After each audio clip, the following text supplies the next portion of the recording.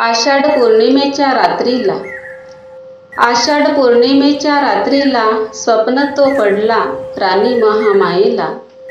सुमेध बोधिसत्व म्हणे आईला, या पृथ्वीवर मी माझा शेवटचा जन्म घेत आहे, तरी तू माझी माता होशील का? महामायेने होकार दिला सुमेध बोधिसत्वाला.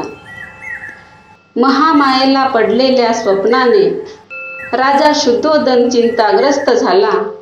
8 ब्राह्मणांनी स्वप्नाचा अर्थ तो लाविला. तुझा होणारा पुत्र सार्वभौम सम्राट होईल, पण संसार त्याग करून संन्यासी झाला तर विश्वातील अंधकार दूर करणारा सम्यक संबुद्ध होईल. प्रसूतीचा काळ येताच महामाया निघाली माहेराला देवदह नगरीला. शाल वृक्षाखाली लुंबिनी वनात सिद्धार्थ गौतम जन्मा आला वैशाखी पौर्णिमेला. सिद्धार्थ गौतम जन्मा आला वैशाखी पौर्णिमेला.